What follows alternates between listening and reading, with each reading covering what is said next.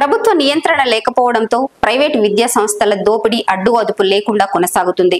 Private విద్యపై ప్రజల్లో ఉన్న క్రేజీని ఆసరాగా చేసుకున్న విద్యా వ్యాపారులు ఫీజుల రూపేణా విద్యార్థుల పేరెంట్స్ ను పీల్చి పిప్పి చేస్తున్నారు. అద్దె భవనాల్లో పాఠశాలలు స్థాపించిన విద్యా వ్యాపారవేత్తలు అనతి కాలంలోనే వారు నిర్మించిన అందమైన బహుళ అంతస్తుల భవనాలే వారి విచ్చలవిడి దోపిడీకి సాక్షిభూతంగా దర్శనమిస్తున్నాయి. ప్రైవేటు పాఠశాల స్థాపించాలంటే మొదట ఎడ్యుకేషన్ సొసైటీని రిజిస్ట్రేషన్ చేయించుకోవాలి.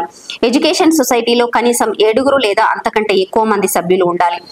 విద్య, కళలు, మతం, సంస్కృతి, క్రీడలు తదితర రంగాలను ప్రోత్సహించాలనే లక్ష్యంతో సొసైటీల రిజిస్ట్రేషన్ చట్టం 1860 ప్రకారం దరఖాస్తు చేసుకుని ఎడ్యుకేషన్ సొసైటీని రిజిస్ట్రేషన్ చేయించుకోవాలి. సొసైటీకి అధ్యక్షుడు, ఉపాధ్యక్షుడు, secretary, joint secretary, treasurer, office bearers ఉండాలి. కార్యనిర్వాహక కమిటీ కోసం 3 నెలలకు ఒకసారి, జనరల్ బాడీ కనీసం సంవత్సరానికి ఒకసారి సమావేశం నిర్వహించాలి. వార్షిక సర్వసభ్య సమావేశంలో 3 సభ్యులతో కూడిన కమిటీని ఎన్నుకోవాలి. కమిటీ సభ్యుల పదవీ కాలం 6 సంవత్సరాలకు మించకూడదు. సొసైటీ నియమ నిబంధనలు బైలాలో పొందుపరచాలి. సభ్యుల రిజిస్టర్, మినిట్స్ బుక్, జమా ఖర్చులు, సొసైటీ ద్వారా వస్తువుల కొనుగోలు, అమ్మకాలు, సొసైటీ ఆస్తులు, అప్పులు తదితర విషయాలను సొసైటీ కమిటీ ఆధ్వర్యంలో నిర్వహించాలి.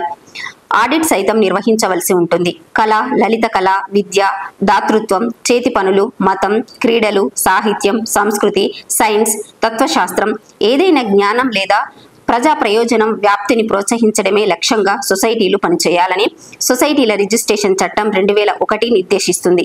కానీ ఎడ్యుకేషన్ సొసైటీలు సమాజ హితాన్ని గాలికి వదిలి స్వార్థ ప్రయోజనాలే లక్ష్యంగా పనిచేస్తున్నాయి. సొసైటీ కమిటీలు కుటుంబ సభ్యుల కమిటీలుగా, సొసైటీల ఆధ్వర్యంలో స్థాపించిన పాఠశాలలు కుటుంబ విద్యా సంస్థలుగా మారాయి. ఎడ్యుకేషన్ సొసైటీల పేరుతో పాఠశాలలు స్థాపించి విద్యా వ్యాపారం చేస్తూ కోట్లు గడిస్తున్నారు. అద్దె భవనాలలో పాఠశాలలను ప్రారంభించిన విద్యా వ్యాపారవేత్తలు అధిక ఫీజులు వసూలు చేస్తూ కోట్లాది రూపాయల విలువ చేసే భవంతులను నిర్మించుకొని తమ విద్యా వ్యాపార సామ్రాజ్యాన్ని విస్తరించుకుంటున్నారు.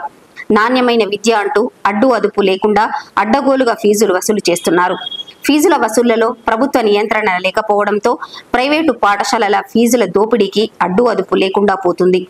ప్రైవేటు విద్యా సంస్థల ఫీజుల విషయం హైకోర్టులో ఉందనే సాకుతో అధికార యంత్రాంగం ప్రైవేటు పాఠశాలల ఫీజుల విషయంలో జోక్యం చేసుకోవడం లేదని కుంటి సాకులు చెబుతున్నారు. ప్రైవేటు విద్యా మోజులో పడిన పేరెంట్స్ పిల్లల భవిష్యత్తు కోసం తమ రక్తాన్ని చెమటగా మార్చి సంపాదించిన లక్షలాది రూపాయలను ప్రైవేటు పాఠశాలలకు దారబోస్తున్నారు. పేరెంట్స్ బలహీనతలను ఆసరా చేసుకుంటున్న ప్రైవేటు విద్యా సంస్థల నిర్వాహకులు విచ్చలవిడిగా ఫీజులు పెంచి నిలువు దోపిడీ చేస్తున్నారు. అద్దె భవనాల్లో పాఠశాలలను ప్రారంభించిన విద్యా వ్యాపారవేత్తలు నిర్మించిన బహుళ అంతస్తుల భవనాలే వారి దోపిడీకి సాక్షిభూతాలుగా నిలుస్తున్నాయి.